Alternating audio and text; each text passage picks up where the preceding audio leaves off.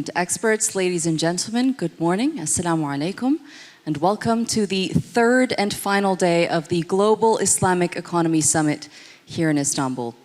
Productive, educational, and inspirational. I think that is the best way that I could describe the last 2 days of the summit. We've had the opportunity to listen to great speakers, including the President of the Republic of Turkey, His Excellency Recep Tayyip Erdoğan, who emphasized that particularly in the field of finance, the demand for a human-centered, just and responsible paradigm is increasing day by day.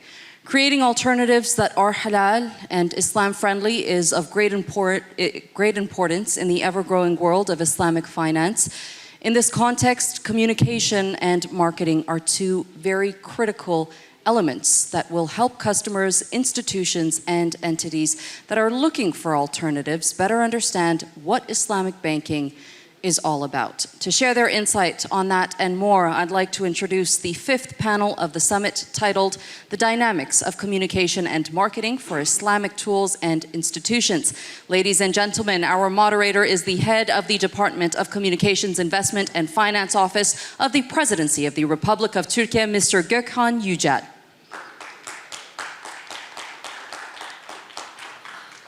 Joining Mr. Yücel are the founder of Muslim Money Matters, Mr. Almir Çolan.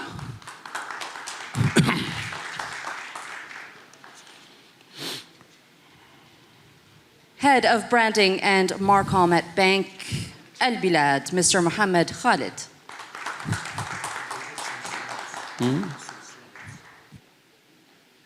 Award-winning journalist at the BBC, Ms. Amb Hashmi.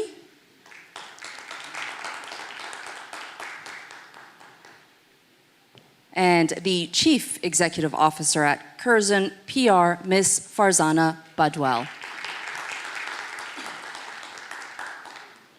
The floor is yours, Mr. Yücel. Rahim. Assalamu alaikum wa rahmatullahi wa barakatuh. Ladies and gentlemen, dear brothers and sisters, and those who watch us through live coverage on social platforms, welcome to first panel on day 3, at the second Global Islamic Economy Summit in Istanbul. My name is Gökhan Yücel, and I'm Head of Communications at the Investment and Finance Office of the Presidency of the Republic of Turkey. With my fellow panelists, we'll be discussing the dynamic of communication and marketing for Islamic economics tools and institutions. In this panel, we will aim to confront a generally overlooked issue as to amplify the global voice of Islamic finance. It's commonly agreed that Islamic finance ecosystem needs a strategic understanding to move from niche to narrative, commanding greater visibility, engaging broader audiences, and affirming its relevance in shaping the future of global finance. As Mr. President, His Excellency Recep Tayyip Erdoğan, in his keynote address, and every other speaker almost followed up over the past 2 days, Islamic finance is more than an ethical alternative. It's a dynamic, values-driven system with the potential to reshape global finance. And in an era where financial paradigms are rapidly evolving and ethical investing is gaining global traction, Islamic finance stands out as a principled, resilient, and inclusive alternative. And said that, the question is, are we equally able to communicate, brand, market Islamic finance? Is this amazing story properly told? Despite its growing market size and strategic relevance, Islamic finance remains underrepresented in mainstream financial discourse and underleveraged in the digital media landscape. Despite its expanding footprint and growing relevance, the visibility of Islamic finance in mainstream financial narratives remains limited and perhaps even less than its actual share in global financial markets. To realize its full potential, the industry must communicate not only its principles, but also its performance, innovation, and global impact. Today, to tackle these challenges, I'm joined by a fantastic lineup, 4 distinguished specialists and seasoned communicators. Farzana already Afnan already introduced them to you, so I will not do so again. And I will start with Farzana. Farzana, let's first the stage regarding global finance media ecosystem vis-a-vis Islamic finance. You reckon this is a good starting point? Yes, absolutely. So we're storytelling animals, and there is an inequity of storytelling in the world. And what I mean by that is some voices are louder than others, and that is often due to the media ecosystem. So when we look at the media, the global media ecosystem is very much dominated by Western media, and particularly British media. So for such a small country, mid-level sort of size, it has an outsized influence. Because what other country has as many global media outlets that, in the UK that we do? We have The Economist, the Financial Times, we have The Guardian, we have the Daily Mail, we have so many others. And the other country is the US that has the Wall Street Journal, the Washington Post, and so forth. And what happens is that these countries actually have media outlets that are consumed by people outside of their borders, and that's what brings in influence. And the issue is in the UK and in the US, there is not many Muslims that are working in the newsroom. So M is one of the very few that are working in the BBC. So we understand how it works in the UK and also because we work in the US. And the fact is that there is a disproportionate amount of non-Muslims working in the newsroom. The Muslims in the UK, unfortunately, they are not in positions of power in the UK media. Thank you. And I hope you can hear me now. And so consequently, the fact that we are underrepresented as Muslims in the newsroom is a direct impact on why our stories aren't being told. And when the Muslims are in the media, they tend to be at very junior positions, not at senior positions, or they tend to be in positions of high visibility, reading the news, but they have no control over which stories are told and how they're told, because that's often done by the senior producers and the editors. And so that is one of the huge reasons why we do not have the ability to tell our story. Now, when you look at legacy media, that is something that was in power and that is waning because all the advertising budgets have gone into social media. And so that is a problem that we face, but it's a declining problem. But actually what's now happening is influence is moving into social media and algorithms. But yet again, Muslim countries do not have their own social media platforms of a global scale. And so the yesteryear of legacy media, we are underrepresented. The new emerging influence platforms, which are social media, where algorithms, as opposed to editors, control the narrative, we are not there either. So the issue is that we need to then, on top of that, really hone the craft of storytelling to ensure that it cuts through on social media platforms as well as legacy media. And that is an area that we can control, but that is an area that we're not doing very well, because in PR, they talk about consistency. That is how you build brands. That's how you cut through. We do not have consistency. It's wonderful, the diversity of the Muslim world, but on the other side, we also are communicating in different ways about Islamic finance. And they say about the Catholic Church, why is it so successful? Because they sing from the same hymn sheet. And that basically means consistency. And that is what we need to come together as a community to embark upon a consistent narrative. Even in Turkey, they use the term participation finance. That is really confusing to people in other countries. And so if we were to create a global narrative that we can all hone and deliver, that would be the first step towards having our story told. And the damaging aspect that our story hasn't been told is that Western thought of stakeholder capitalism, of ESG frameworks, of the UN SDGs are seen as Western thought, but actually there's principles that underpin ethical finance and ethical economy. Those were actually found in Islam from day one. So we've lost our story, and that's why it's so critical for us to come together and tell our story in unison. Thank you. An immediate follow-up? Thank you very much. Yes, so when you talk about visibility of Islamic finance, let's be honest, it's near invisible, especially in the Western media. If you talk about the UK, for example, I mean, Islamic finance is a $3.5 billion global industry, but in the UK, does anyone know what Islamic finance is? No. Does anyone understand what Islamic finance is? Whether you're a Muslim or not a Muslim, there's very few people who actually understand what that is. And that's for many, many reasons. It's, you know, I've been a journalist for well over a decade, and I've seen groundbreaking Muslim entrepreneurs and obviously financial leaders come up with some amazing stories, but they go unnoticed because, as you can see, media is mostly led by conflict and not by contribution. And all we see is breaking news about wars, about terrible things happening in the world, but we don't celebrate the goodness in this world. And we need to change that narrative. So as Fazana said, there is very few Muslims who make up journalists in the UK, for example, and it's the same in the US and in many other European countries. So for in the UK, I am one of 0.4%. And if I'm very honest with you, even from that 0.4%, how many of us actually can stand up in front of a newsroom or in front of a national television and explain to the audience what Islamic finance is? Not many of us, even being Muslim, and me included. I understand it far more now than I ever have done. But explaining this to people who are absolutely disconnected to anything to do with Islamic finance is extremely, extremely complex. And as you will all know, the word Islamic triggers other narratives, and that's what they understand in the newsroom. And it brings in a lot of bias as well, because a lot of people talk about Islamophobia, but actually Islamophobia is quite subtle as well. Because when I go to an editor and I say, and I have done this actually, and I say, can we cover a story about Islamic finance? There's this amazing conference happening. This is what it's about.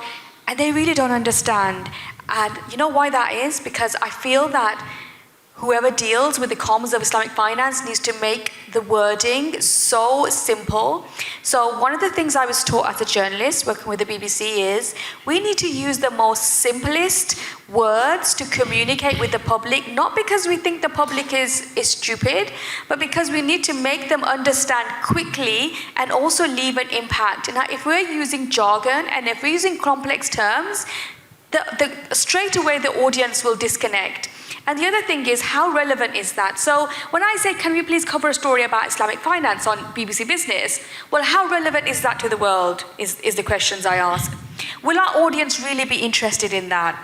That's such a niche thing. I'm not sure it's going to work on our platform. So you see these biases, and some people would say Islamophobia. They're very subtle biases, but we need to change that narrative, and the only way we're going to change that narrative is by not telling people about facts and fiction and figures and data.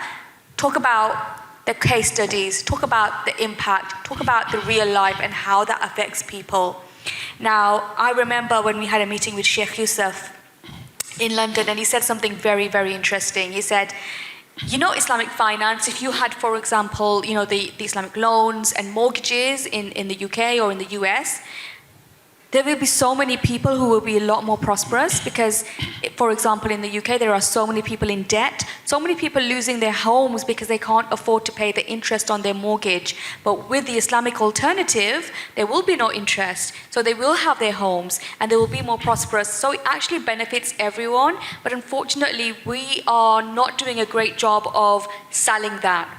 And I think it does need a bit of a branding exercise as well of how we sell that. And maybe not say straight away Islamic finance, but say, actually there is a product in the market that is sustainable, that's innovation, that really helps a wider audience and the world. And then maybe bring in Islamic finance right at the end. So straight away that bias goes away. So there's many ways to kind of frame that. And I really feel that storytelling is really, really important, because I, as well as obviously being a journalist, reporter, news presenter, I also go to companies and organizations and teach them how to tell their story effectively. Because, you know, facts, you will not remember a fact, but a story is 22 times more likely to stick with you.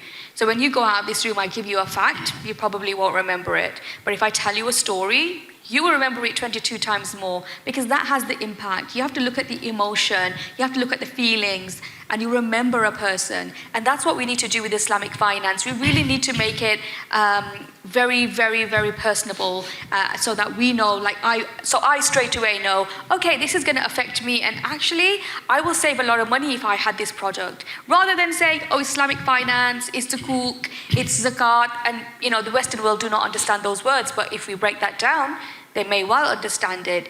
And there's many a time where I've seen extraordinary business leaders, Islamic finance experts doing incredible work, like digitizing zakat, for example, and building Zakuk platforms.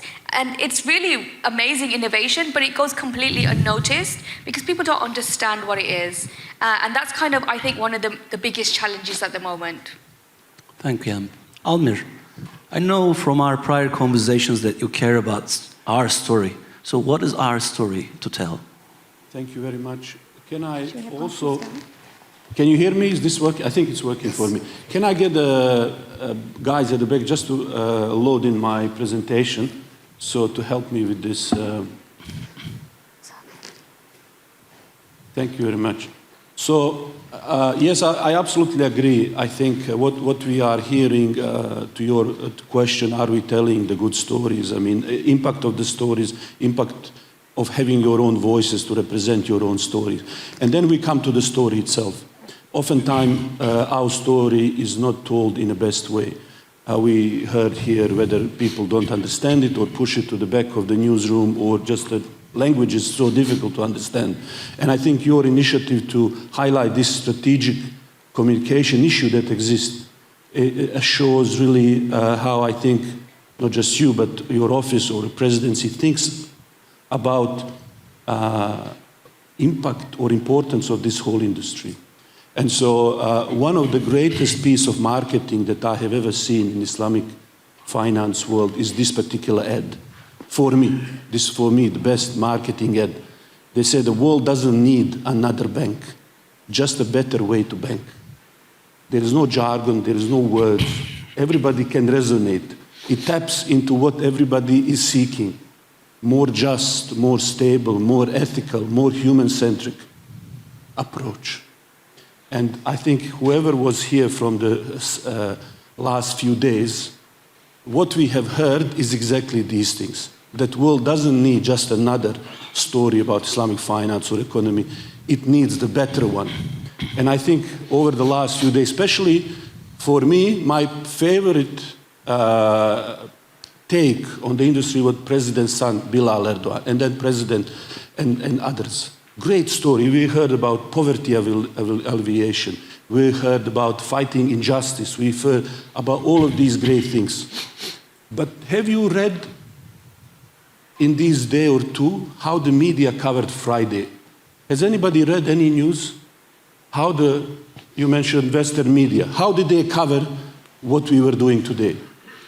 I happened to scan a little bit last night. So before I give you how they cover this, how they cover other news at the moment that are happening. This is this week's news. And the news of the world is that Trump is introducing tariffs, and there is a volatility, instability. Markets don't like uncertainty. And as a result of tariffs, we know that there will be increase in the price. Inflation will rise. Now, what we are told in conventional thinking is that throughout the COVID period, with inflation on the rise, how do we deal with inflation? They were told we need to increase interest rates. However, what we see is that Europe, Australia, America, UK, all of them are saying in the last week, we need to cut interest rate as an insurance against the rise in price from inflation. So the entire world is screaming, let's cut interest rates. Now, President Erdogan in his speech on Friday mentioned that a little bit with all the other equity-based, human-centric lines. What do you think the media picked up from everything? And how did they frame his take on what every other leader is saying? Now, I'll show you this, but pay attention how these pictures are bright here when they're talking about these leaders. And look at this. What do you notice in this coverage of President Erdogan from yesterday about what he was talking Friday? First of all, pictures are not even pictures from here. They are from somewhere else taken. You can see that they are edited. They are made dark. They took the angle where he is angry. They don't mention that cutting interest rate is because we need to fight inflation, injustice, or anything. The headline is Erdogan backs Turkish economic plan but repeats disaster for rates. He scrutinized on the judgment, not why he's doing that. Nobody's saying why is he doing that. He's angry guy, just doing something. He cannot be trusted to make a logical economic decision. It's a framing of him and the whole narrative. Why? Because he's Muslim. He's different. He wants something else. You should be suspicious of him. Where when other people make the decisions, they should be trusted. They're doing it for their nation, for the well-being of everybody. This is not the first time we've seen this. Throughout the last couple of years, the relentless negative attack on the president. Why? Because he wanted to cut interest rates in a time when the global supply chains were collapsing and the whole region needed more economic activities. He had pro-growth. He wanted the economy to continue producing, to have wealth, to have money, not to drive away business activity in the time when it became difficult to produce and expensive. He wanted to keep the jobs. During the recession time inflation that we had, you could pick recession or inflation. So he picked economic growth. It's not easy. You always face with something. But for example, where is the story at that time of the story that is coming now, that even during the COVID, Australian Parliamentary Committee for Economics have found that over the last couple of years, inflation was driven by supply lane shocks, and that tackling them with high interest rates was the wrong approach. That story is not told then. It is not told now. So with the help of some of the people here in this room and the Office of Office of the President for Finance, Tariq, we have got a huge amount of data in the last couple of years, and I agree with you that the story needs to be told. We have actually made a documentary about last 20 years of President Erdogan's leadership, Turkey's economy, untold story. This was in the lead up to election when everybody was talking, is this economy is going bad, the country is collapsing, everything is bad, nothing is working. We wanted to share the story, to inform the public. Here is what last 20 years of President Erdogan's leadership actually look like. And it's available on my website and on YouTube for free. You can watch it in both Turkish and English. And I agree with you, another point, which is that charts are difficult. This is the charts. We had about 40 charts that we selected to describe the story out of hundreds of pages of economic data from Treasury Department. And the challenge was, how do you tell a story where you distill these charts to tell a story that is not boring, that is beyond just the numbers. I'll give you just simple example. I took this screenshot yesterday, World Bank data. Okay? When President Erdogan came to power, this is a GDP. Okay? When he came to power, just after the global major economic crisis hit, they came in power, and look at how the GDP is going until 2001, and look at how it goes now. This economy is now $1 trillion economy, Turkey. The dips that you see was global financial crisis and the COVID. Otherwise, trajectory is up. Look at the export. Look at what Turkey is doing in terms of the export. Before and now, last 20 years, record-breaking export. They are producing nation. In fact, everything that they consume, they are making themselves. Very unique case for most of our Islamic economy. If there is any criticism for Islamic economy, is that often how we measure it is by consumption and transactions. Everything is on the demand side. Somebody else is producing. We measure halal economy by the meat we consume, not how much of it we produce. So that's another challenge that we have. Turkey is producing.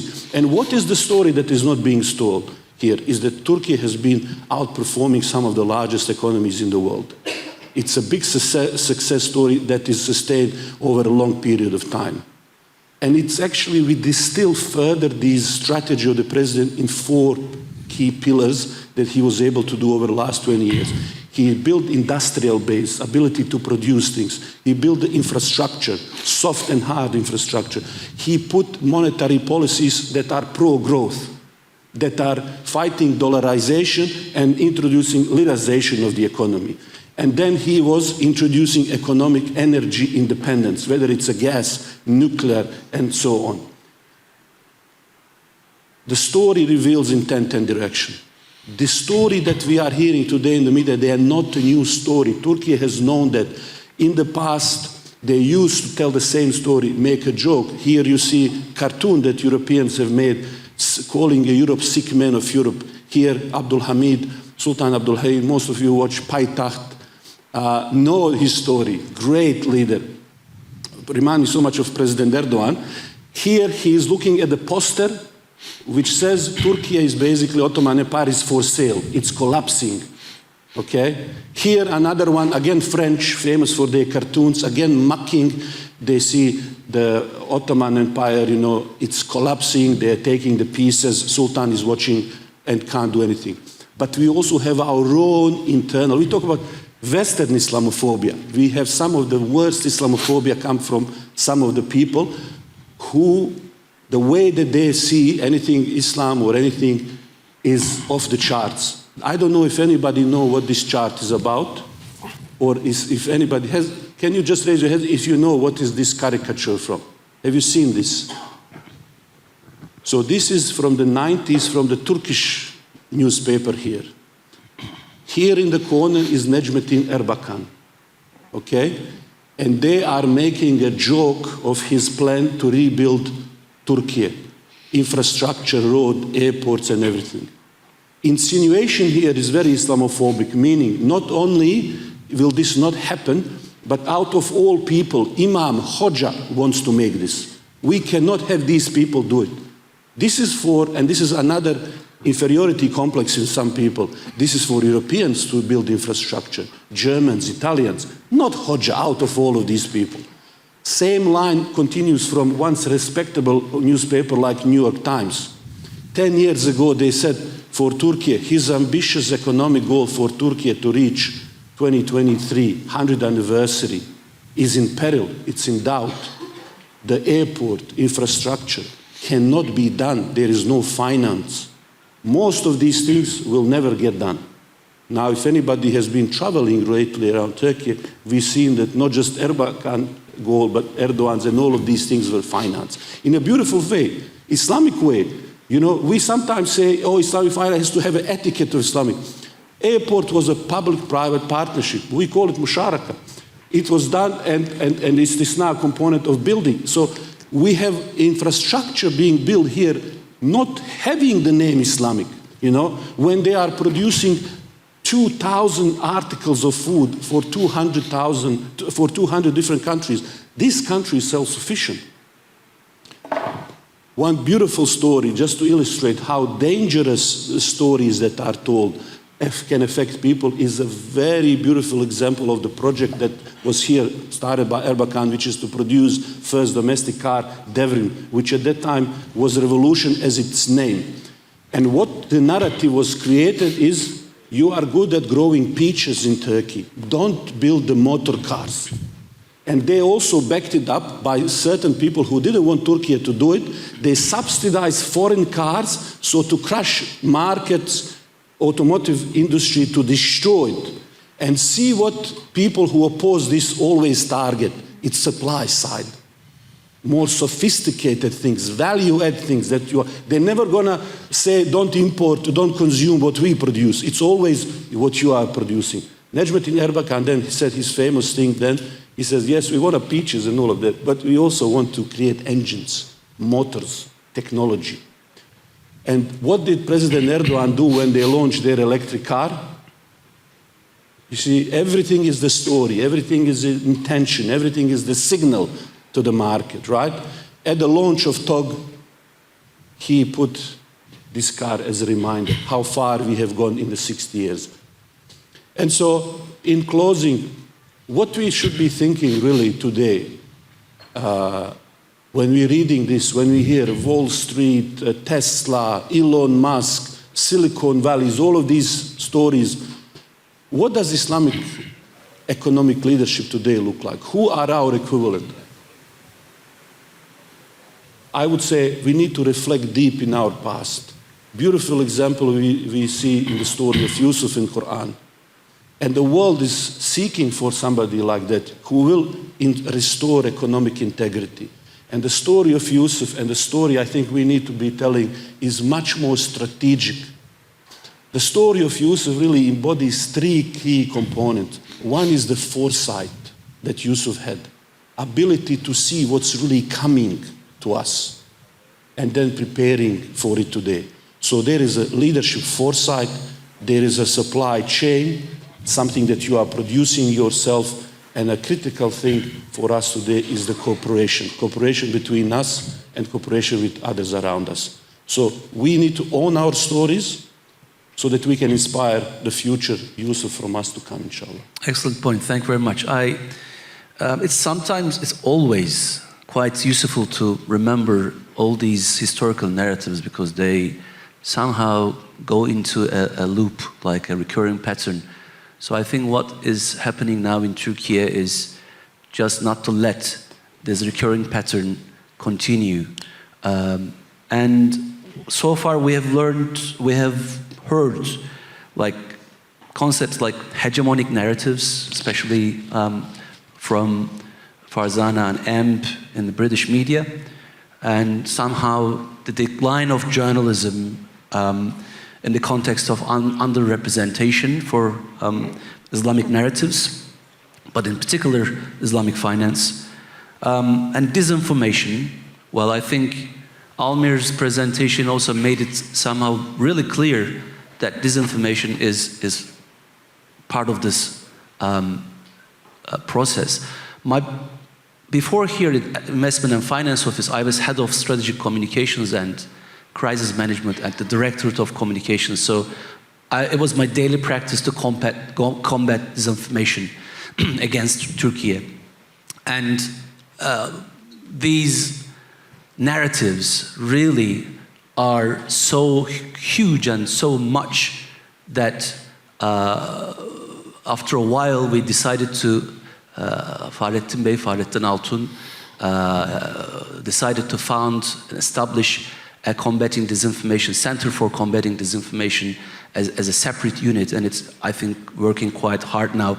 And last but not least, of course, Islamophobia is now mentioned by Almir. So we heard from the journalists, we have heard from PR experts, civil society, and now Islamic finance practice. From an Islamic finance practitioner point of view, Mohammed, Thank you. What Thank do you you so do to overcome all these challenges? So that's, I think, the crucial bit. Thank you. Dünyana hoş geldiniz, İstanbul'a hoş geldiniz, everyone.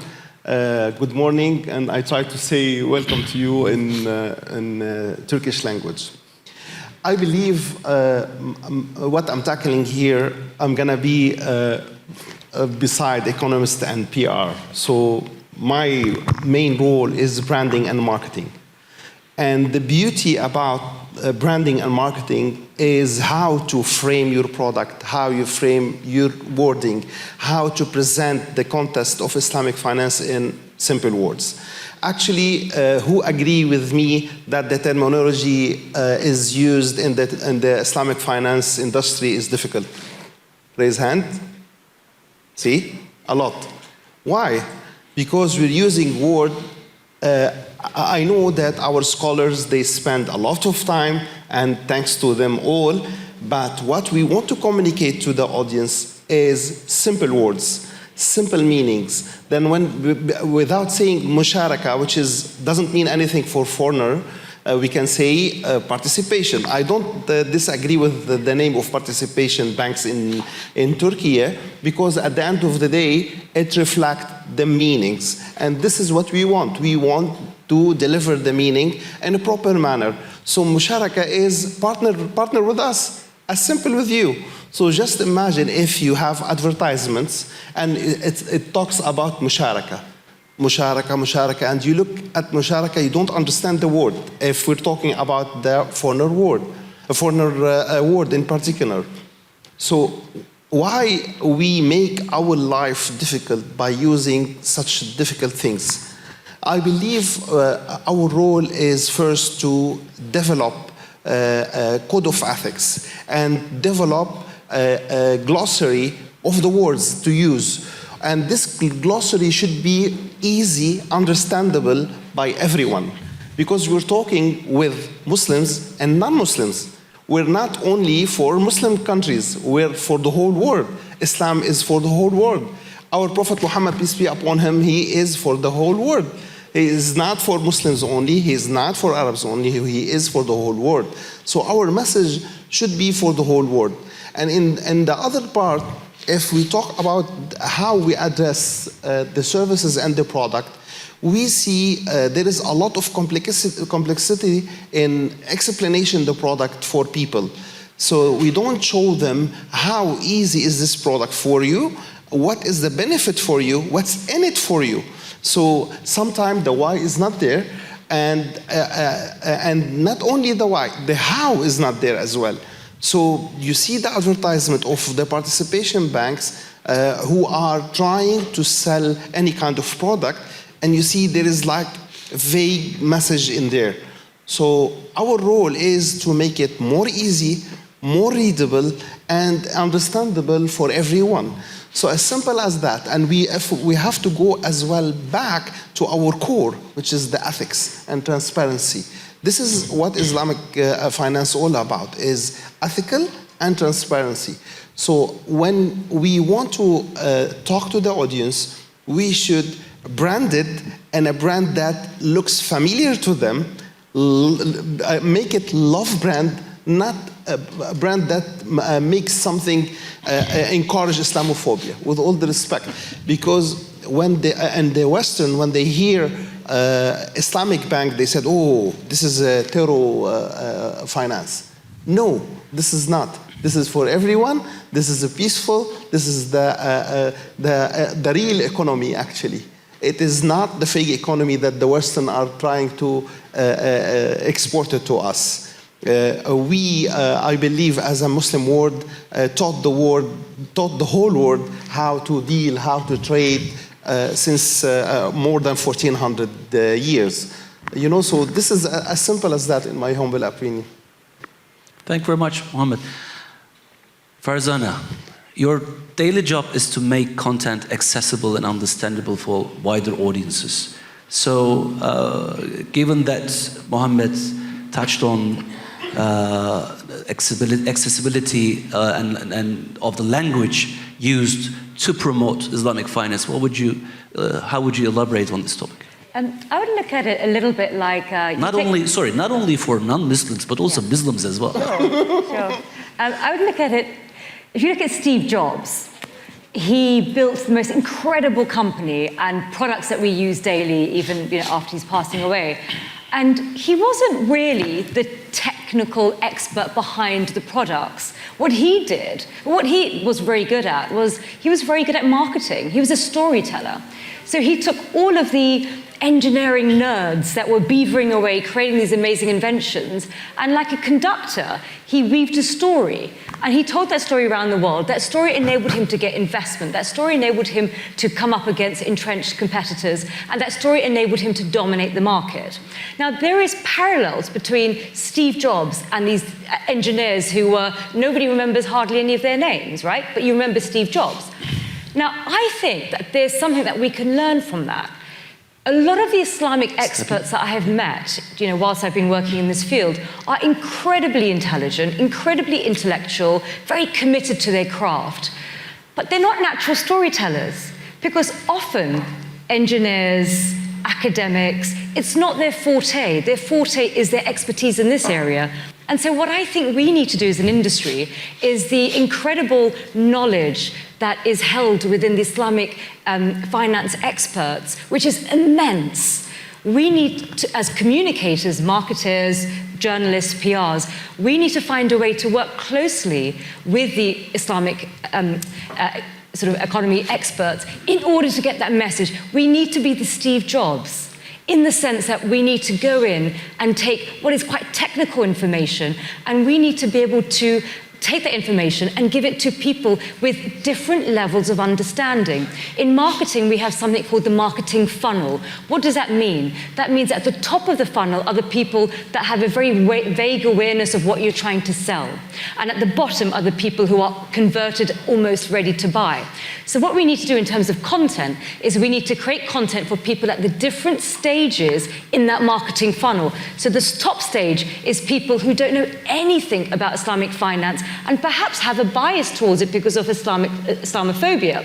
And so we need to create content around, for them. So incredibly accessible. So often when I see a lot of Islamic finance products, it's very jargon heavy because it's these wonderful experts that we have, most of you are in the room, but it's not really catering for the different levels. So just having it sort of accessible in terms of really basic information. You don't have to give the full understanding in one tweet. You don't have to give, immense sort of like, centuries and centuries of thought in one YouTube video short.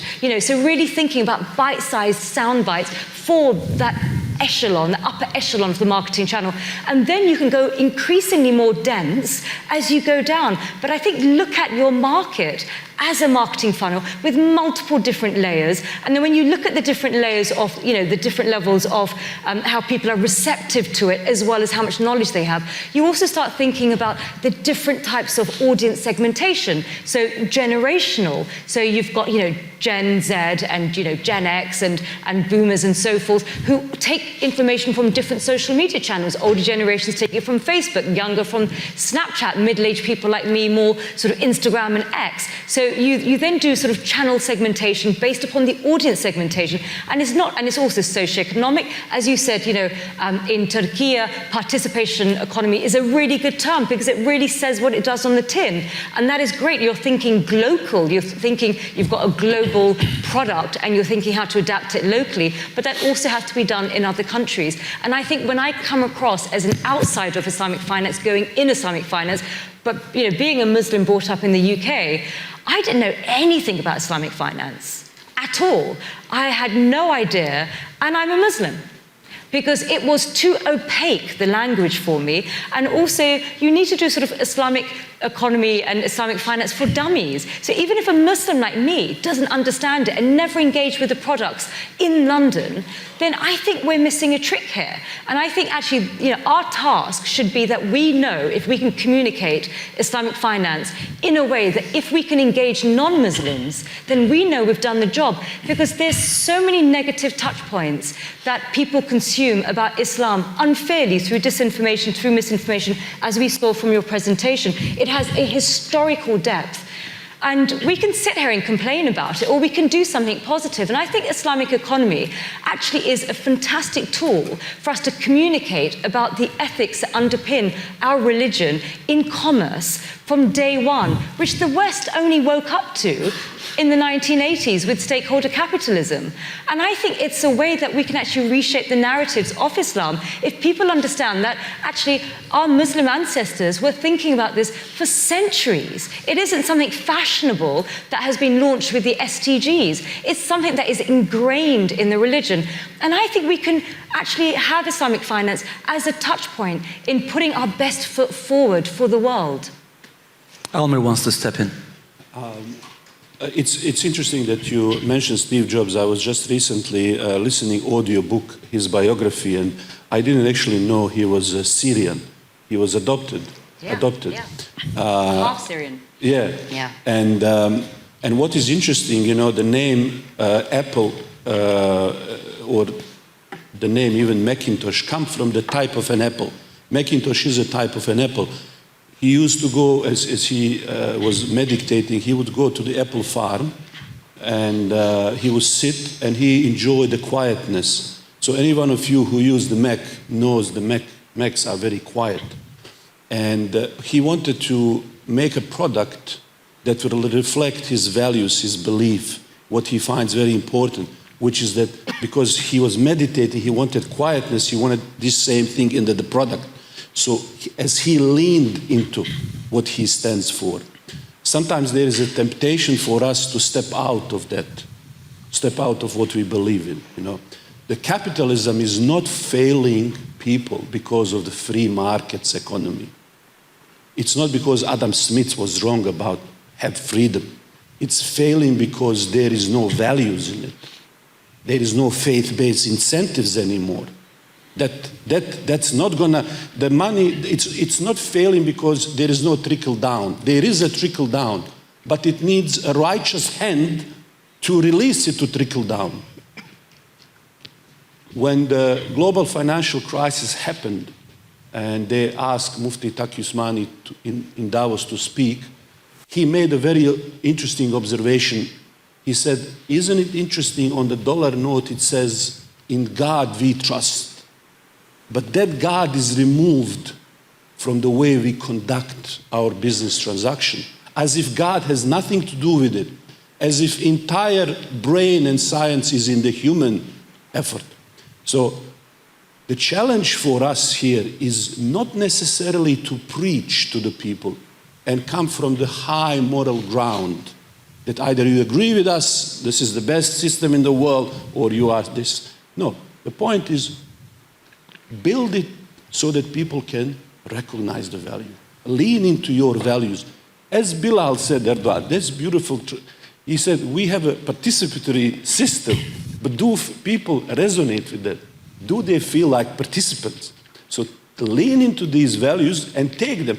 And then let your actions, your product, your service, your impact around you speak for itself. That is the beautiful story. And then embed journalists, let them share this story to the world.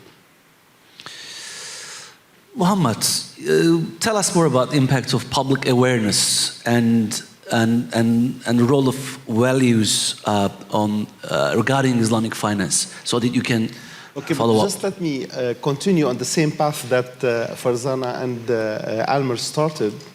Actually, the example of Steve Jobs, it's very simple, because he made self-branding first, and then he uplift the company branding in order to take the position. Now, if we go back to Islamic finance as a whole, we should look at it in a different thing, not only to the banks or to investment companies. We should look at the Islamic economy as a whole. That's why the first day when Mr. Shishmak was talking about the percentage, personally, I disagree with this percentage, because we don't calculate the other matters. Those chairs that we're sitting on is made in Islamic factory. The carpet that we're stepping on is made by here.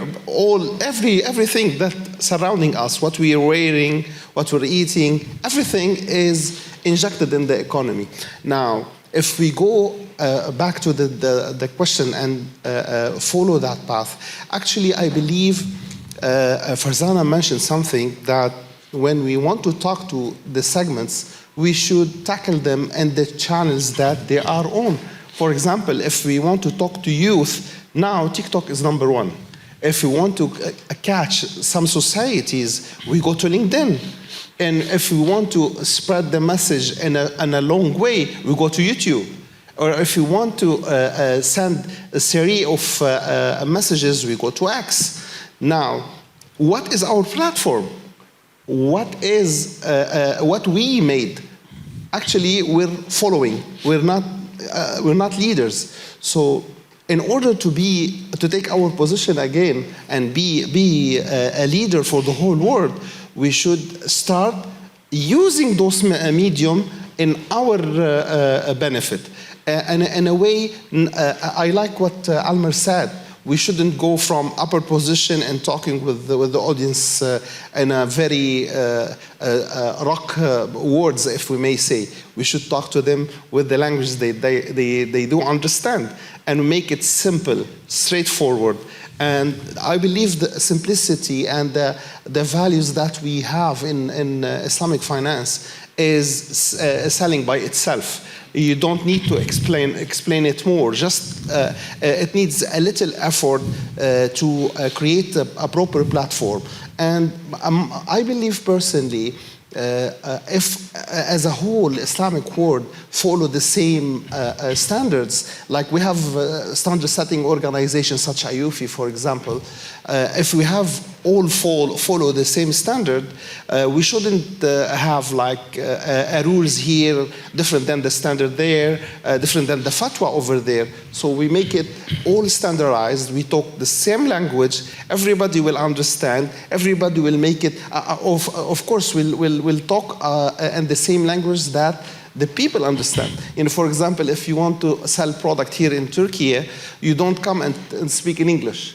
You go and speak in Turkish, and vice versa in other words. However, our standard is the same, and it should be the same, because why do we have many fatwas about many things? Let's unify it. Let's make it a baseline for our product and services to go and be real standardized, like why we go and use IFRS, for example, where we have Islamic financial standards in accounting, in particular in IUFI, and we have a lot of stuff that we can capitalize on.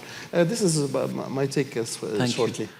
Well, we'll have another quick round and we'll open the floor for questions and comments, and please make your questions ready for that time.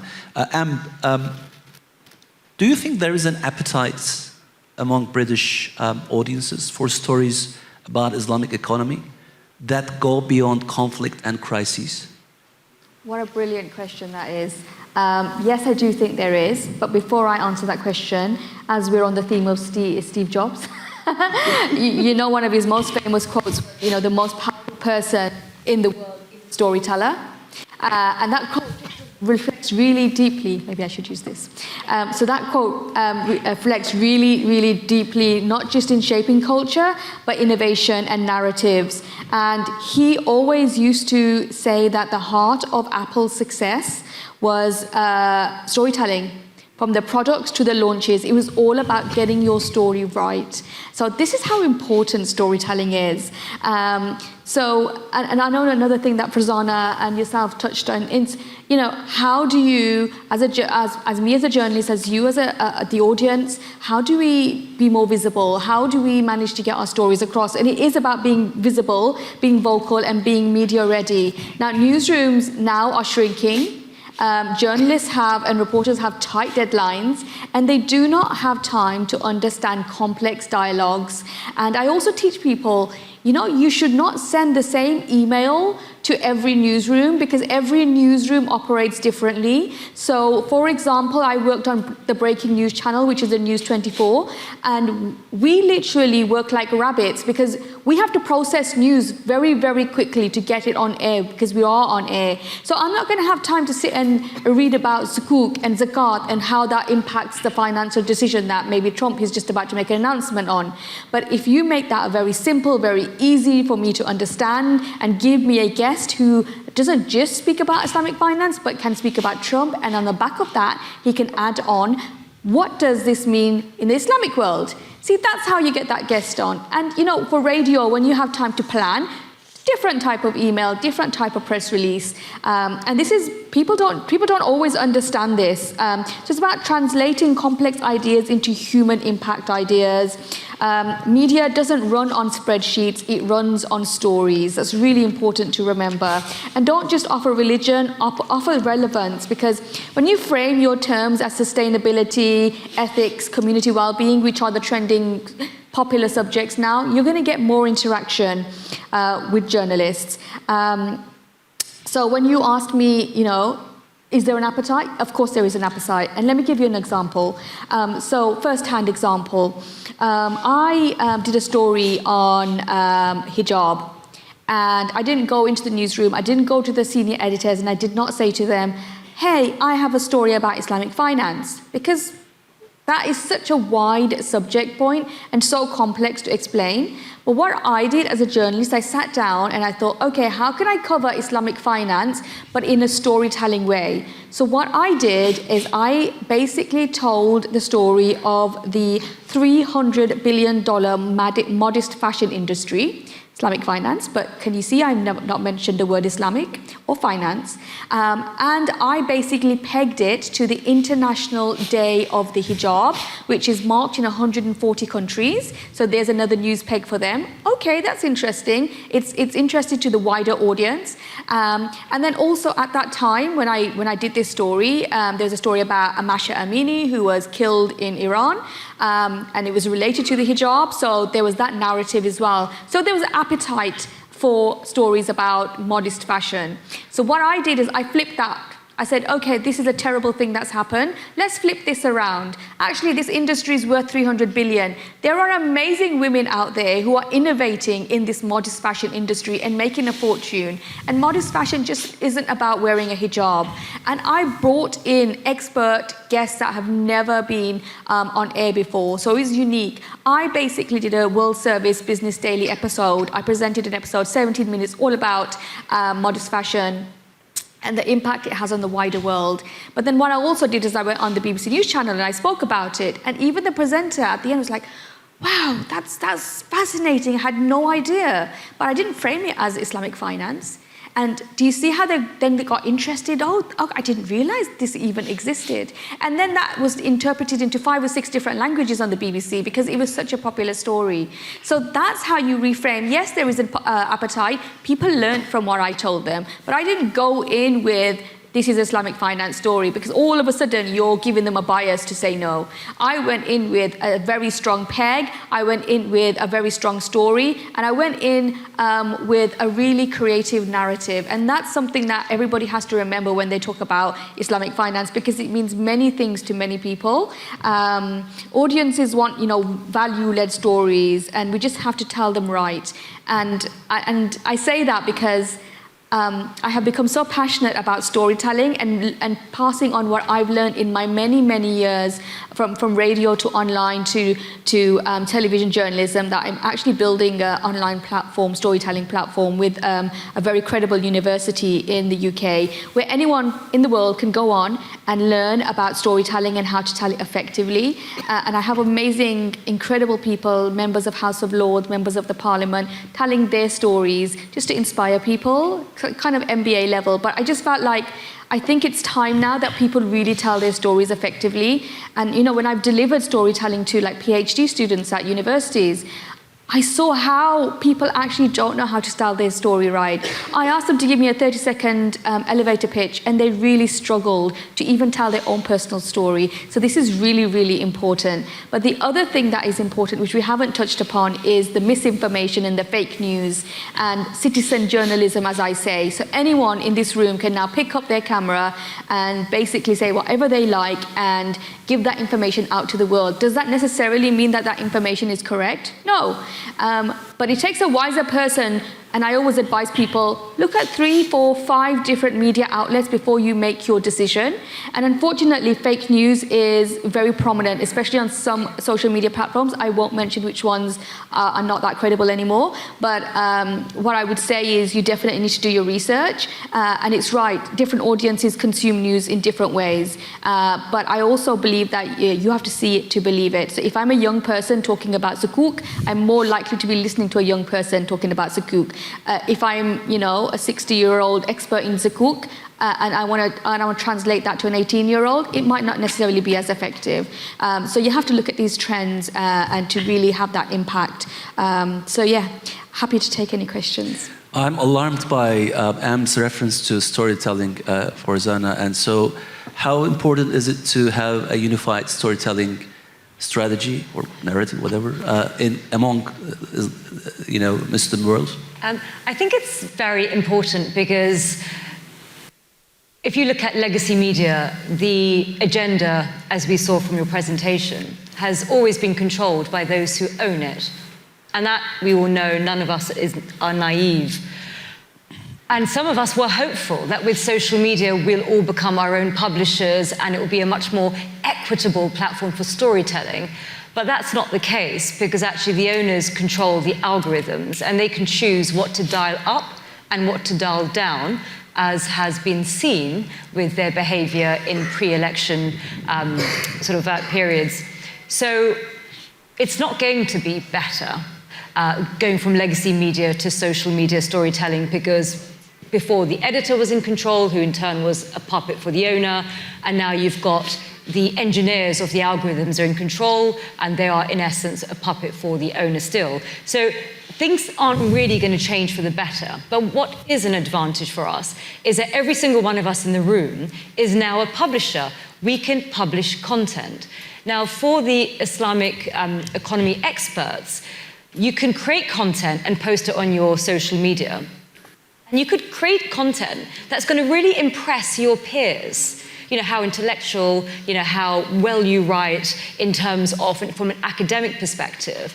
But perhaps I ask you to also think about people like myself who do not have that level of knowledge, to educate people like myself and as well as others who are not even from the Muslim world, and think that maybe every post that you do in your LinkedIn, which is very sort of academic and very sort of expert-like, think about that marketing funnel and think about perhaps posting, yes, down there because you need to show your academic chops, but also think about posting up there as well. Think about your children. Think about how they will access information. I'm a bit of a nerd, so I will read your 40-page document. My 16-year-old daughter would rather jump in the Bosphorus than read a 40-page document. She would want to see a video on TikTok. And then just, you know, a final thing is, you know, I think we need more visible role models in this industry. I think we need to support them. You know, if Steve Jobs, whose father, you know, biological father was Syrian, was called Steve Al Jobs, that would have made a lot of our jobs a lot easier in terms of, you know, sort of pushing positive role models for people from Muslim majority countries. But that's my practical takeaway, is if we cannot build our own social media platforms in Muslim majority countries. I mean, China has been very clever. They have built TikTok. So, you know, that's the only non-Western. If we're not able to build our own algorithm platforms, then the next best thing is that as individuals, we become storytellers and we just understand that marketing funnel. And, you know, if you think about the charity work that we all do, we give charity to various different, you know, charities close to our heart. I also think it's a charitable exercise to make the Islamic economy much more accessible, because at its base, it's a fair and inclusive way of living. And if we can expand that market to include more people, then in essence, we will make the world a better place. So I see it as a charitable endeavor to communicate more effectively about the Islamic economy and to bring people into the tent, not just gatekeep it for fellow experts. Well, did you want to step in? I also have a question for you, a small one I just recalled now. I mean, how can Muslim professionals and institutions better engage with media, especially, to elevate their stories? I think we shouldn't omit this very crucial. It's for you. Okay. Plus whatever you wanted to say. Okay, of course. So how do you better engage? You need to make relationships with key journalists, but you need to find out who the right journalist is. So if I'm working on fashion and, fashion and creative, then you need to come to me with a fashion and creative Islamic finance story. Don't come to me with something really complex that has nothing to do with me. And also, one thing that I would say is journalists won't necessarily come to you, you have to go to them. And don't go to them wanting something necessarily. Build that relationship so when they need someone, an expert in finance, for example, they can come to you, but then on the offset of that, as you speak about what's happening in the world, for example, a financial expert in Turkey, who's an expert in Islamic finance, can talk about Trump's tariffs. He can come, she can come and talk about how they affect, what that effect will do to the global industries. But then on the offside of that, at the end, you can say, well, actually, in the Islamic world, the Islamic finance, this is how it's going to affect us. So you don't go in with that, okay, I'm an Islamic finance expert, because always remember that. Unfortunately, the word Islamic is always kind of still associated with negativity and conflict. So go in with different angles is one of the things I would say. Build that relationship with journalists, post, be active on social media, because I see that when I was you know, when I first started, I was a producer. When I was booking guests, we used to have guests on our systems already, and we used to use them because they were credible, and we vetted them. And even now, when journalists book guests, even if they have 10 minutes to do that, which is the case on News 24, we have to vet them. We have to make sure that we have to check their social media. We have to make sure they say the right things. We have to make sure they're credible. How are you credible? Maybe if a member of parliament has said something about you, or your work has been picked up by a credible media organization, we check all of this. If you published a paper, we have to read this to make sure that you don't come on air and say something completely offensive. And then we have to have a briefing chat with you to make sure that you're credible. But even if we don't use you as a guest straight away, what we will do is you'll be in the back of our mind, or we can put you on the system. So anybody, for example, in the BBC can say, okay, this person is based in Turkey, but they can talk about finance, they can talk about Trump's tariffs, they can talk about, you know, the UK budget. And then also you, at the back of your mind, you can think, okay, yeah, I can come and talk about this, but then I can also integrate Islamic finance. And that way you get on air, you talk about world issues, but then you also integrate the importance of Islamic finance, and you're educating the population. And also make things very, very easy. So one of the key things that we are taught as journalists is you have to speak to the layperson. Think the layperson knows nothing. So you have to speak to them in a language that they understand, and do not use complex words. So a lot of the times when I'm writing scripts, I have to read it and read it again, and then we go to the editors, and the editors will say, the audience will not understand that line. Or this word, use a simpler word. It's not because we think the audience is stupid, but we want every type of person to consume what we're telling them. And as soon as they stop understanding, they will turn off. And the other thing is, and something that's really important, is positive stories. I'm really positive. I'm really passionate about telling positive stories because, as you will all know, news is always grim. It's always depressing. It's always about war, and it's always about conflict, and it's terrible. And I always want to flip that narrative because there are some amazing things happening in the world. And so many people are now turning off the news channels because they just don't want to listen anymore. And Islamic finance, I personally think, is a really positive thing. Like I say, even in the West, you know, when they understand that actually if I had an Islamic finance product, I don't have to pay interest, I will not be financially constrained, I could go on that holiday, they would be more likely to adopt that, but they just don't understand that it even exists at the moment. So yeah, that's kind of what I would say, yeah, but definitely build those relationships. Every journalist now has a media platform. You can connect with them online. I always respond to people who send me DMs and kind of guide people. So yeah, I would connect with people, comment on their posts. You'll be surprised the amount of really well-known journalists who reply to posts. And look at Piers Morgan. I mean, he's now integrated himself into the GCC countries because he sees that where the news is going and where the agenda is going, and he comments and he responds to posts. So this is how we do it. It's all about social media and digital content. It's not necessarily about taking someone out for a dinner or a coffee, but it's about engaging with them positively, showing them that you are a credible person. And I say this in a really positive way, but I wouldn't bang on about the Islamic. But what I would say is that we do this. We're modest fashion. We're finance experts. We're experts in mortgages, and then you bring in the finance. So you have to kind of reframe everything. I've invented a method called the flip method, and it basically just teaches people how to retell your story, flip your story, so that it actually has a more positive impact. Thank so you. I just wanted to, I have a little Please, test. quickly, yeah, I have sure. a very little test Sure. for every panelist on here. Just to kind of show everybody what I'm talking about. I would like everyone on this panelist, including yourself, to tell me in one sentence, so between 10 to 15 seconds, what Islamic finance is in the simplest terms possible. One sentence only. Okay, shall we start with you as you are the head? Myself? Yes. Little test. Justice. That's it. Islamic finance is justice. Yeah. Okay. I would say Islamic finance is really the engine that supports Islamic economy, which is there to build a lifestyle for the Muslims. Lifestyle which we call way of living, which is called deen, which is called Islam. So it's a system that helps us live that Islam as a functional Muslims in society. For me, Why you differentiate between Islamic finance and other finance? Exactly.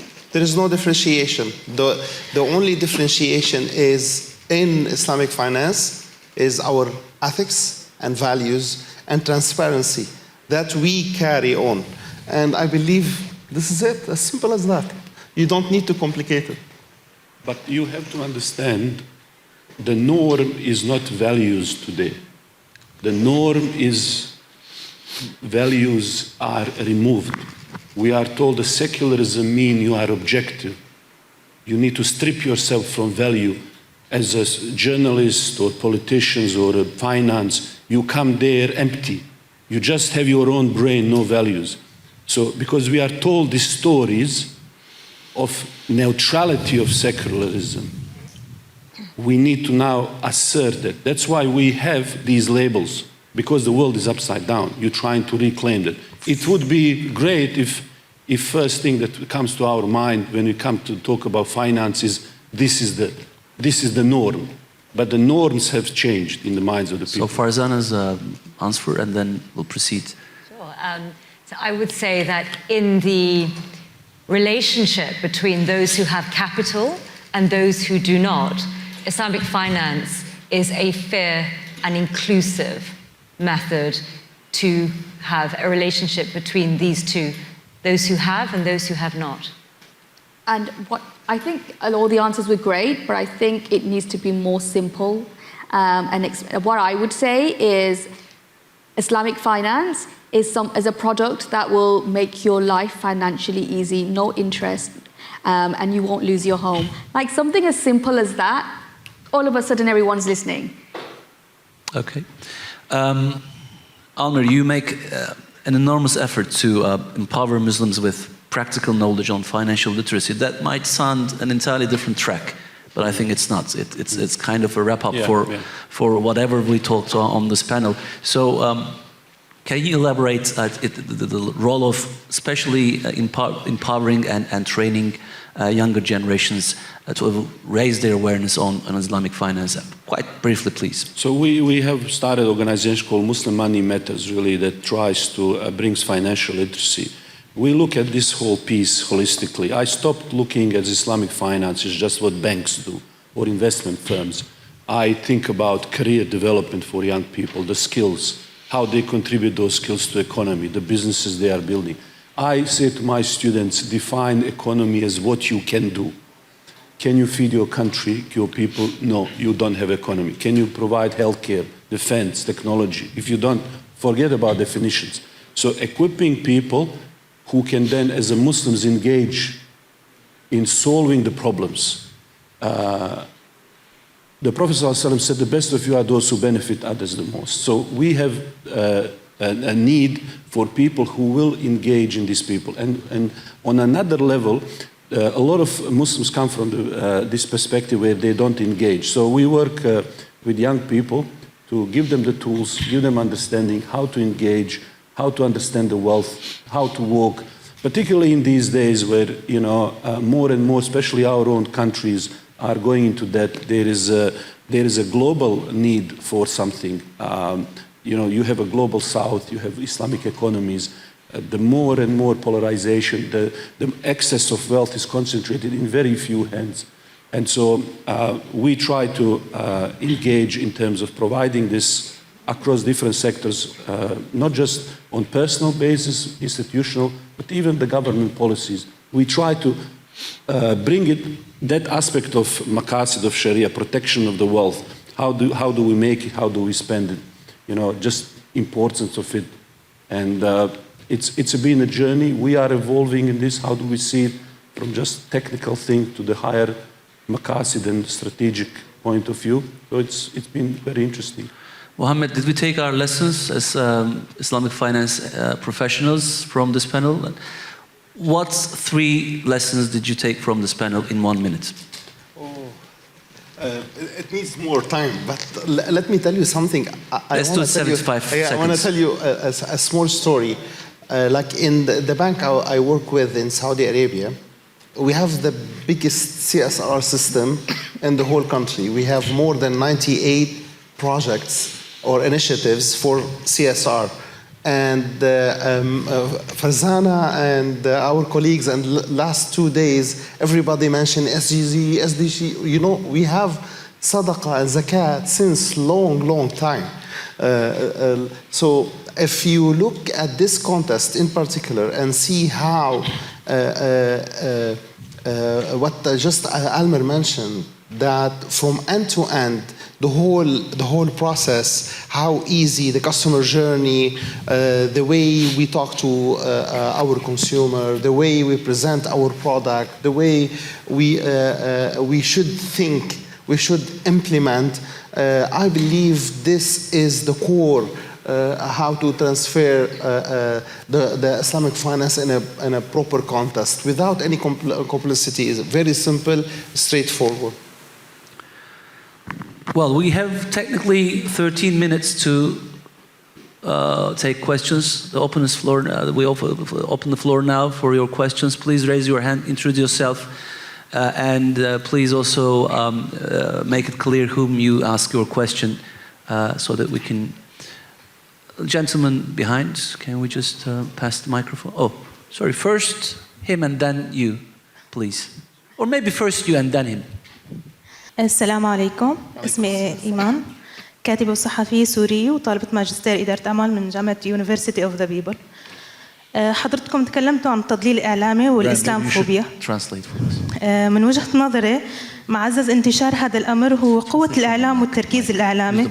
وأريد أن أستعير منكم فكرة السرد القصصي ليسخره كمقاربة في كونهم نجحوا في أهدافهم لأنهم أسسوا وعملوا، ولكونهم يملكون هوليود. وعندما يصور الخصم مسلم شرير فاسد والبطل أمريكي مواطن صالح، حينها سترى أن حتى المسلم بلا وعي لديه سيدعم ويقف بصف البطل الصالح، فما بالك بالأجنبي الذي لا يعرف عن تركيا أو بلاد الشام وغيرها من الدول المسلمة غير ما يضخ له إعلامه. أيضا لقد نجحوا في كونهم لديهم جيش إعلامي وإعلام رقمي موجه للشعوب المسلمة.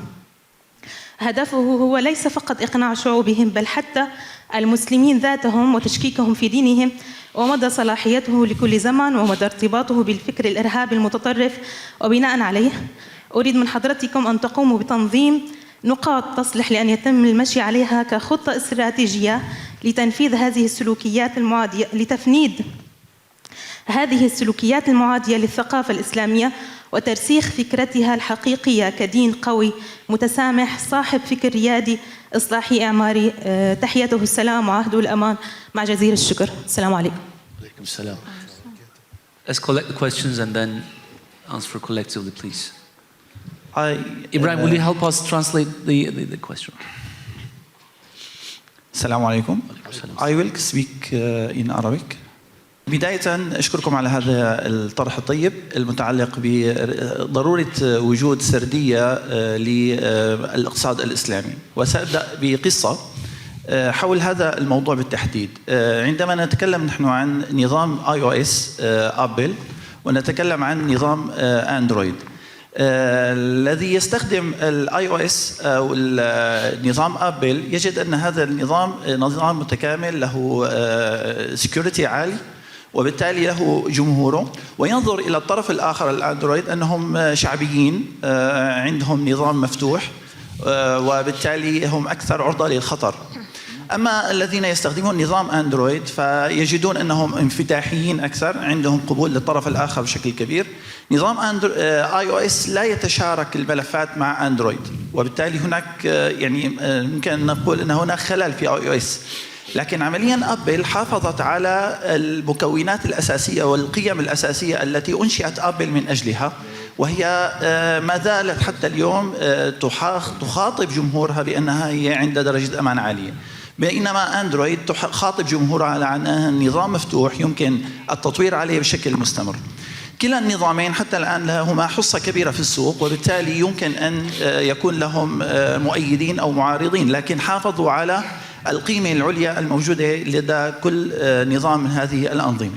عندما نتكلم نحن كاقتصاد إسلامي كسيستم كنظام، فنحن لدينا قيم عليا، هذه القيم العليا لابد أن نعبر عنها بسردية قصصية تحافظ على هذه القيم العليا دون التنازل عنها.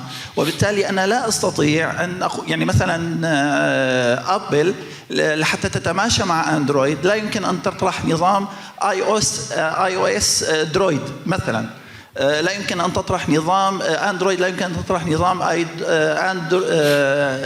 يعني يتماشى مع iOS. لا، هذا له نظام وهذا له نظام. إذا نحن كاقتصاد إسلامي لكي نطرح سردية تستطيع أن تدخل إلى كل بيت من بيوت العالم وتحقق العدالة التي ينشدها الاقتصاد الإسلامي، لابد أن نطرح هذه السردية مع الحفاظ على القيم العليا والأسس التي قام عليها الاقتصاد الإسلامي دون التنازل حتى عن اسمه كاقتصاد إسلامي، لأنه هذا أساس وموروث منذ عام 1400 سنة وأكثر، وبالتالي هو يحقق قيمة كبيرة جدا.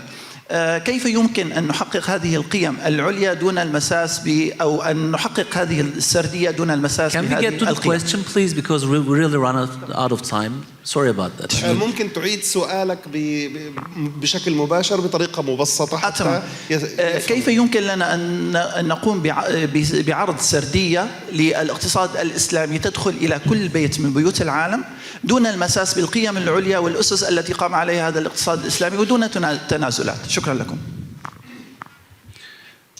So the first question was not really, I think it wasn't, did everyone understand the first question? Yeah, I did understand the first question. Okay, carry on. Can you just briefly summarize what the first question says for the panel? What the sister mentioned, she asked about there is any strategic path that we can follow, correct?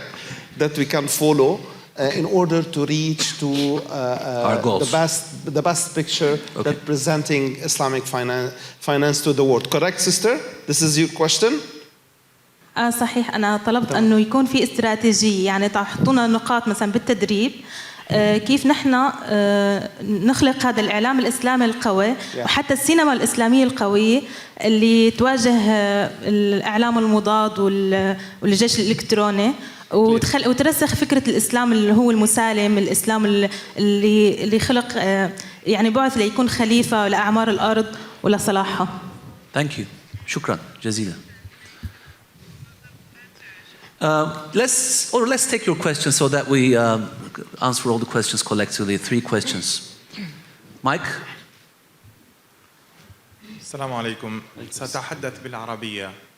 Short, please. السيد أحمد من فلسطين. أعمل مراقبا شرعيا في البنك الإسلامي. حقيقة حينما نظرت إلى السردية القصصية للغة الاقتصاد الإسلامي نجد أن هنالك فجوة واضحة جدا في الإعلام الموجه للاقتصاد الإسلامي. لا يوجد هنالك ربط بين جسر الفقه وجسر الاقتصاد بلغة القيم التي بنيت عليها الاقتصاد الإسلامي. هذه اللغة، لغة القيمة، تنبني على أسس وأصول شرعية ابتداء لفكرة المنظومة الخاصة بالاقتصاد الإسلامي.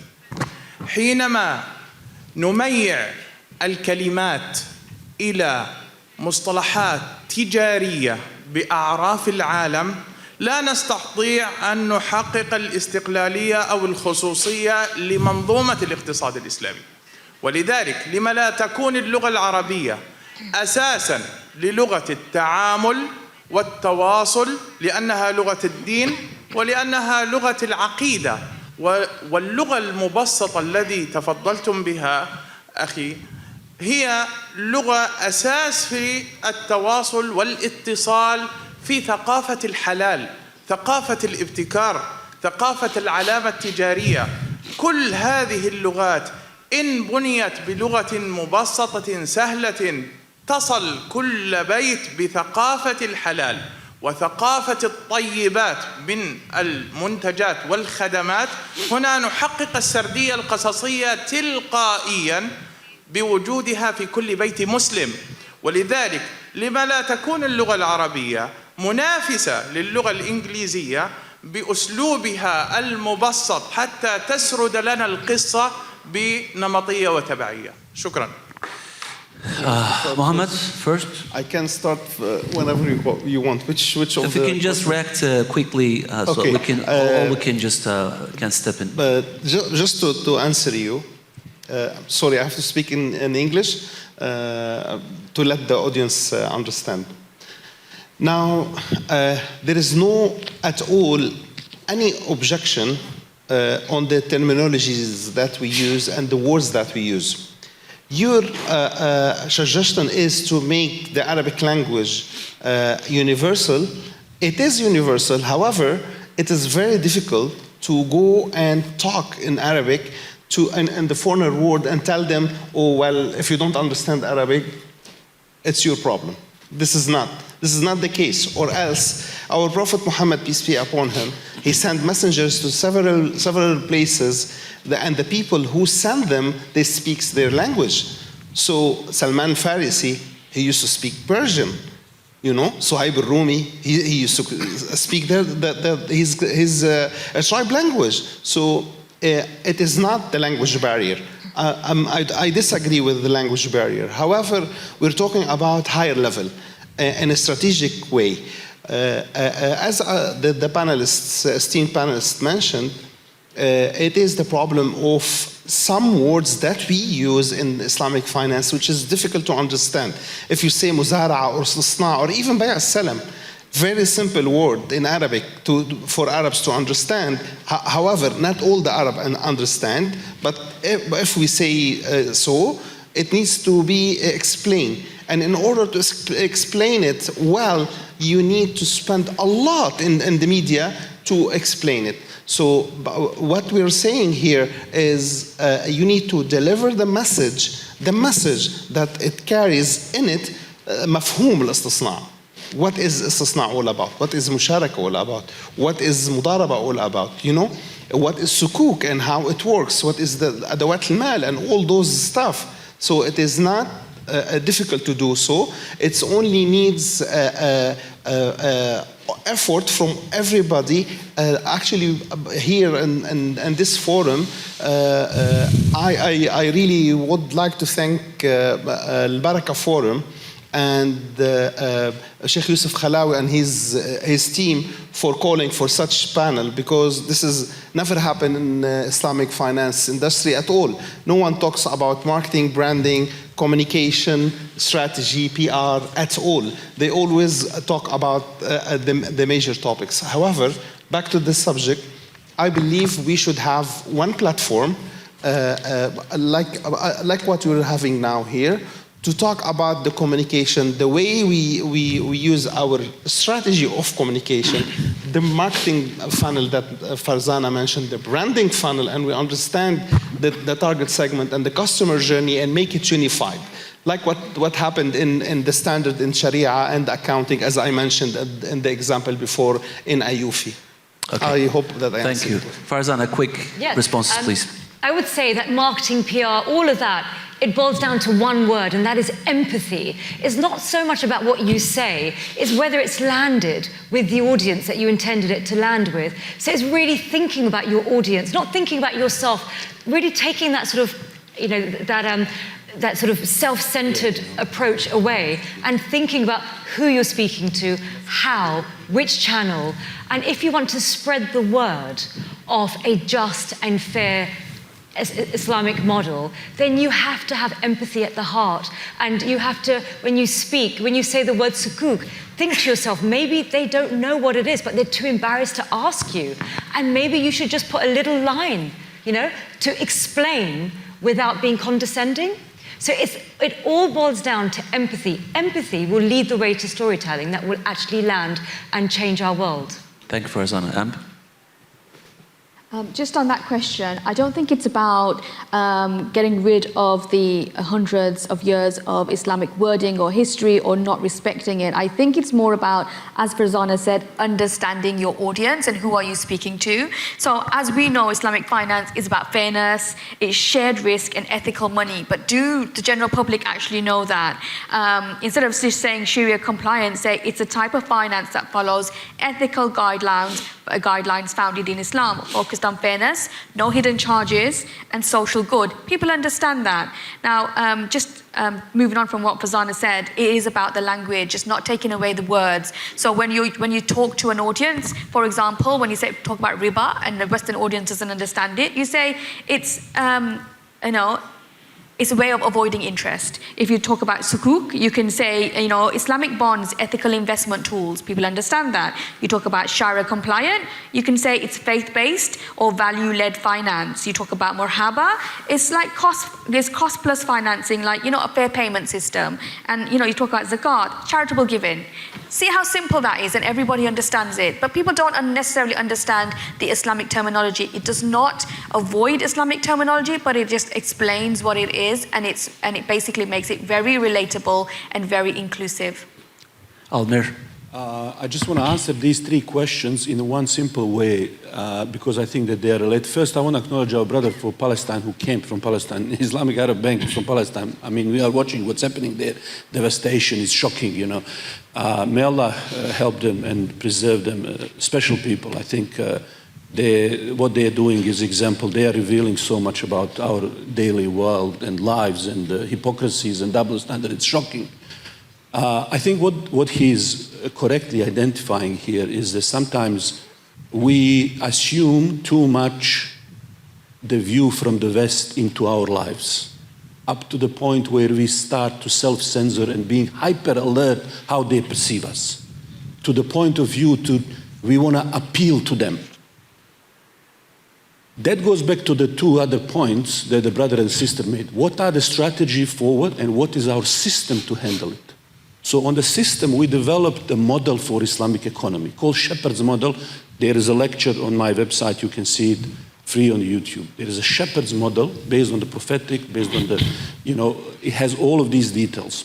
Often we, going from the language issue, trying to appeal to others, we talk about Islamic economy as a capitalism with a little bit of herbs and spices of Islamic morality, We talk from their centric view. No one of them says capitalism is Islamic system with a bit of this.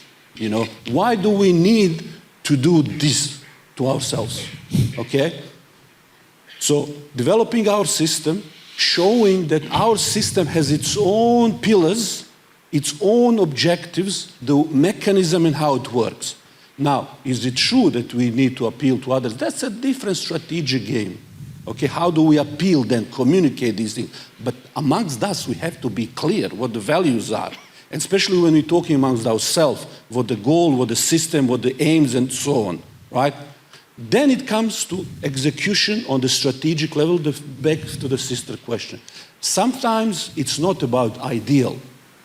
We developed a case study of Turkey as the ideal example for Islamic economy today.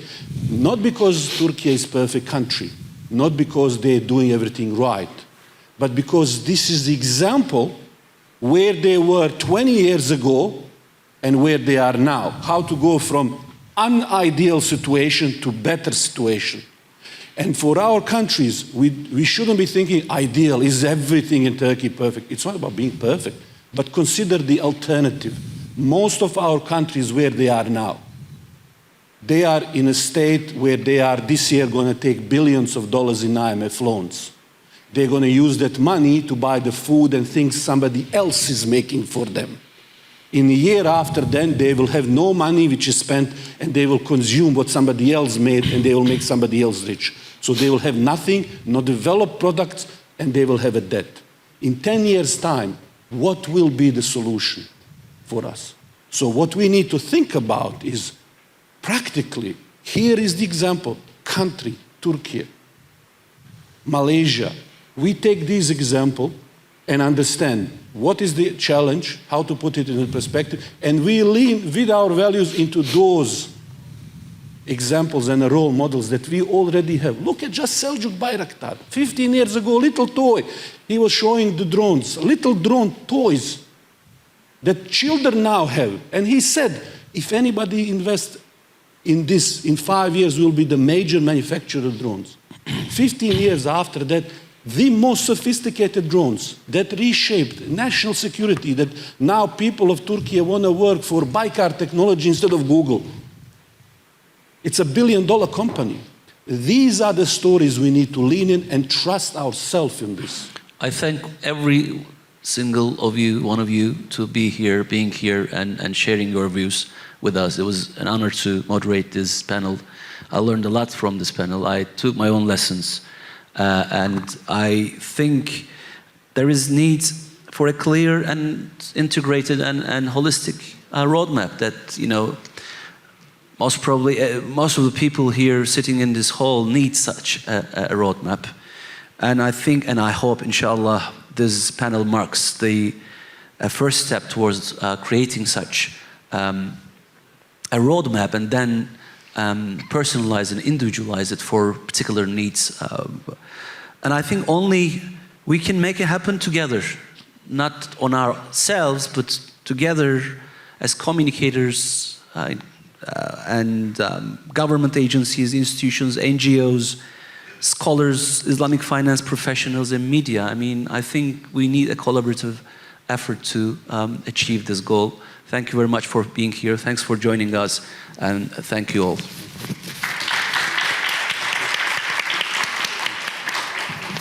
Thank you to our moderator and our esteemed panelists. I think that was the most engaging discussion we've had yet over the last 2 days. I really appreciate it, and I was really engaged, maybe because of my background in journalism Professional as well. bias, I think, if not.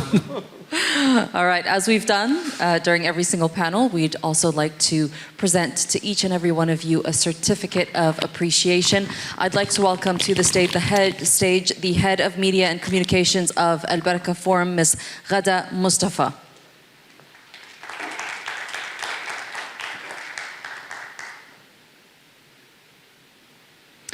Our first certificate is going to be extended to the head of the Department of Communications of Investment and Finance of the Office of the Presidency of the Republic of Turkey, Mr. Gökhan Yücel.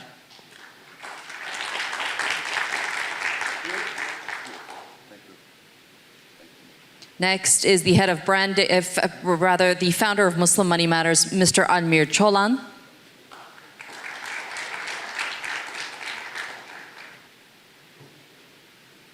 The head of branding and Marcom at Bank El Bilad, Mr. Mohammed Khalid.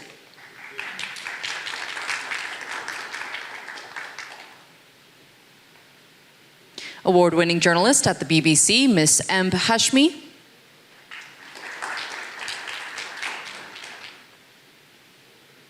And the Chief Executive Officer at Curzon PR, Ms. Farzana Badwal.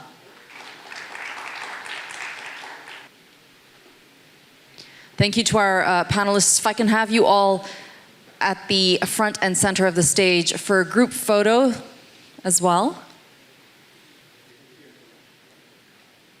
Thank you once again. Thank you, I appreciate it. Sister, thank you so much. Thank you. The conference as MC. Amazing, thank you, I appreciate it. Thank you so much, thank you.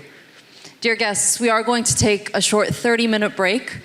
I hope to see each and every one of you back here in this conference room in 30 minutes' time.